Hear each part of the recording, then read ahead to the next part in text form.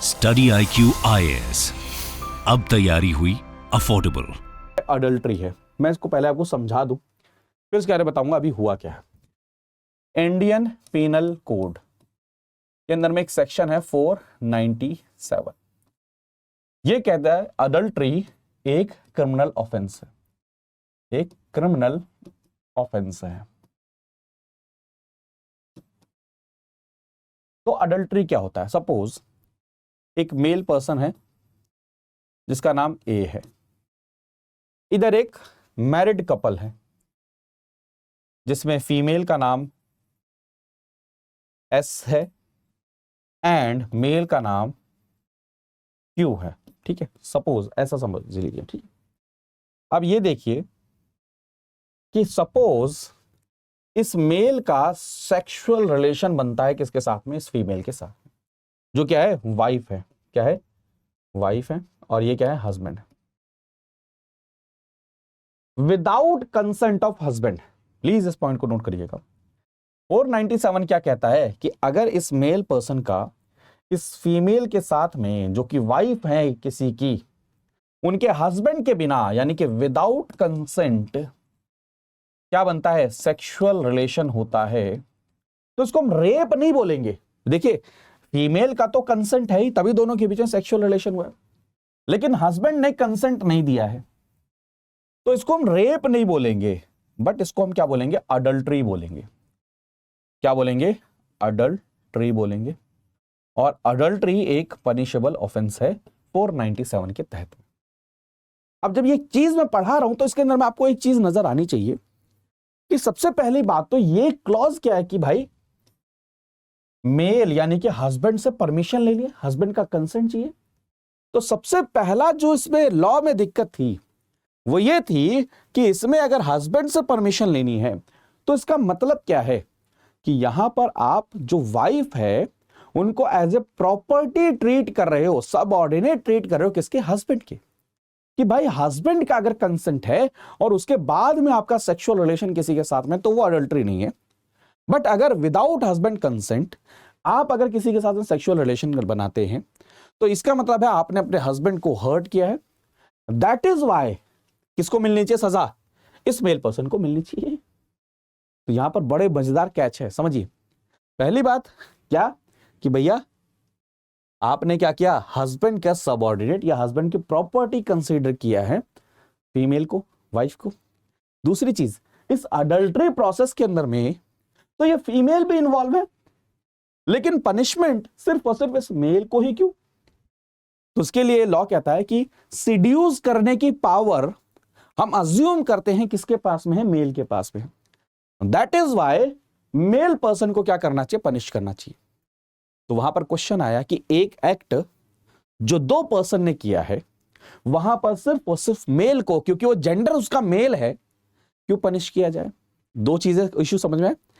तीसरा issue, suppose इस महिला का पति यानी कि मेल पर्सन किसी फीमेल के साथ में ऐसे सेक्सुअल रिलेशन बनाए, तो क्या ये महिला उस वाली महिला को पनिश कर सकती है? नहीं।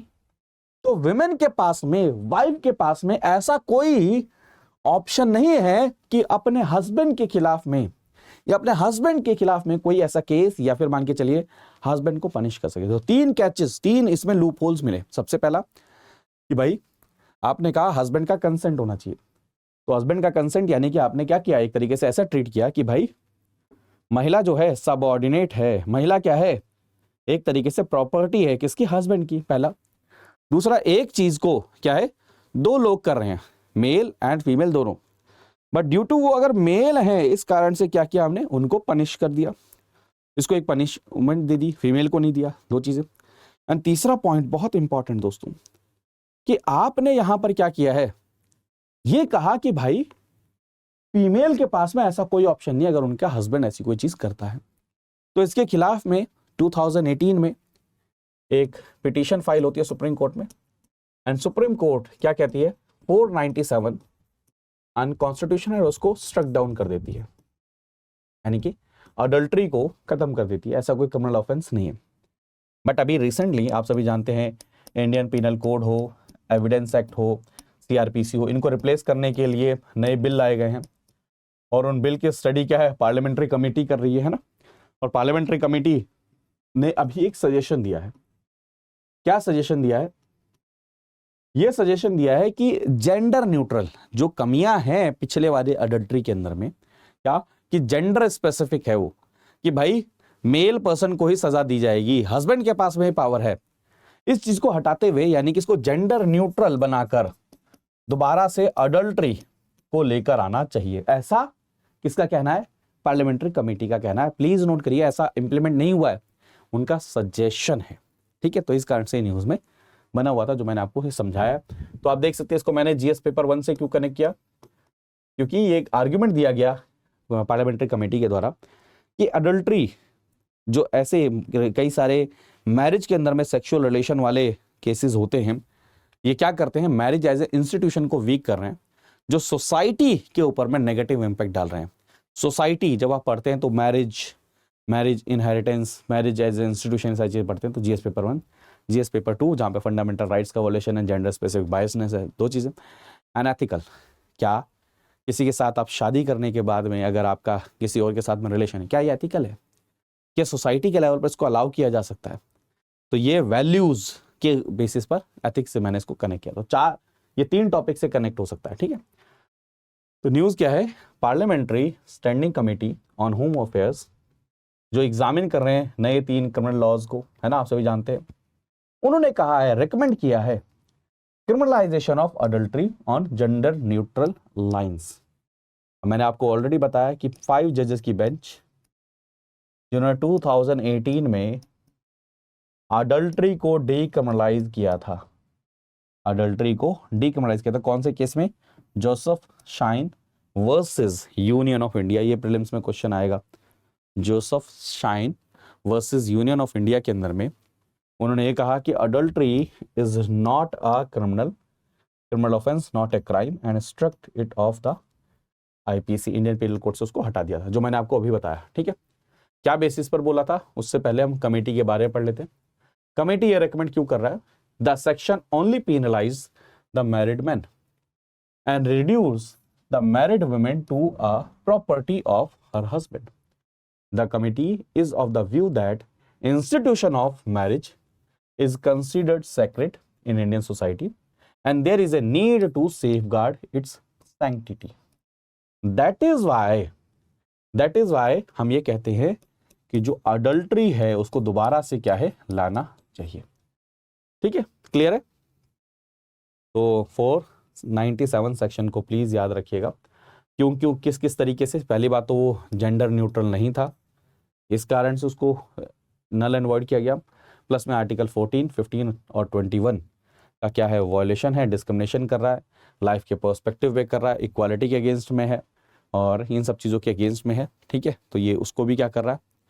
ठीक है, तो प्लीज याद रहेगा ये 497 ऑफ इंडियन पिनल कोड, जिसने क्या किया था, क्रिमिनलाइज किया था अडल्ट्री को। फिर 2018 में सुप्रीम कोर्ट ने इसको क्या किया, डीक्रिमिनलाइज कर दिया, नल एंड वॉइड, और इसको स्ट्रक ऑफ कर दिया था। ठीक है, कि अडल्ट्री एक क्राइम नहीं है, बट अब दोबारा से क्या है, पेनल कोड इसको लाने की बात कर रहा है, मतलब क्या नाम है आपका, पार्लियामेंट्री कमेटी लाने की बात कर रहे हैं। तो अडल्ट्री क्या है, जो मैंने डिफाइन किया वही चीज़ है। Adultery act of voluntary sexual intercourse between a married person and someone other than that persons current spouse और पार्टनर। जहां पर 497 सेक्शन क्या कहता है, बहुत डिटेल में पढ़िए। It mandates that whoever has sexual intercourse with wife of another man, जो मैंने अभी बताया था, without the consent of that man, किसके, हस्बैंड के कंसेंट के बिना, such sexual intercourse not amounting the offence of rape, rape नहीं है, but guilty of the offence of adultery and shall be punished. ठीक है, अब मैन को ही क्यों पनिशमेंट मिलनी चाहिए? Law does not punish his wife. क्यों? क्योंकि लॉ ये अज्यूम करता है कि विमेन को सेक्सुअल इंड्यूस करने के अंदर में किसका रोल है, only a man can seduce a women into sexual act. ठीक है, इसलिए उसको मिलना चाहिए। एंड दूसरा क्या, जो फीमेल को आप क्या कर रहे हो, एक एज ए सबऑर्डिनेट ट्रीट कर रहे हो। एंड थर्ड जो है क्या, वाइफ के पास में ऐसा कोई ऑप्शन नहीं है। Wife is not protected from similar behaviour committed by her husband. ठीक है, तो अडल्ट्री अब मेरे ख्याल में समझ में आ गया। जीएस पेपर 1 से कैसे कनेक्ट करेंगे, GS paper 2 and GS paper 4 ethics से कैसे कनेक्ट होगा। ठीक है, तो कैन सुप्रीम कोर्ट डिसीजन को अंडन किया जा सकता है, क्योंकि सुप्रीम कोर्ट ने डिसीजन दिया। तो ये चीज याद रखिएगा कि यहां पर आप पार्लियामेंट किसी भी लॉ को पास तो कर सकते हैं, बट उस लॉ को इस तरीके से पास करना पड़ेगा कि जो जो कंसर्न्स हैं पार्लियामेंट कोर्ट के, किसके, सुप्रीम कोर्ट के, उनको क्या करना पड़ेगा, सॉल्व करना पड़ेगा। इवन आप देखेंगे Madras bar association versus Union of India के अंदर सुप्रीम कोर्ट ने क्या बोला, ये बहुत लंबी चौड़ी भाषा में नहीं पढ़ना, क्या बोला, the defect pointed out should have been cured, कि जजमेंट के समय पर जो जो डिफेक्ट पॉइंट आउट किए गए थे उन सभी का क्या होना चाहिए, क्योर होना चाहिए, such that the basis of judgment pointing out to the defect is removed. उसके तहत में सुप्रीम कोर्ट के जजमेंट को क्या कर सकते हो आप, ओवर रूल कर सकते हो, यानी कि ओवरडन कर सकते हो, अंडन कर सकते हो। कैसे, मैं फिर कह रहा हूं, पार्लियामेंट अगर मान लीजिए अडल्ट्री के ऊपर में लॉ लेकर आती है और जो 3 इश्यूज थे इन तीनों इश्यूज को सॉल्व कर दे तो जी हाँ लाया जा सकता है ना, समझ रहे। तो ये कई सारे बच्चे कंफ्यूज होते हैं कि क्या सुप्रीम कोर्ट ने अगर कोई जजमेंट दिया है उसको अंडन किया जा सकता है। हाँ, सुप्रीम कोर्ट ने जो जजमेंट दिया होगा वो किसी ना किसी इश्यूज पे दिया होगा, किसी ना किसी पॉइंट आउट करके दिया होगा। अगर उन पॉइंट को ही सॉल्व कर लिया जाए तो क्या किया जा सकता है, ऐसे लॉज को लेकर आया जा सकता है। स्टडी IQ IAS, अब तैयारी हुई अफोर्डेबल।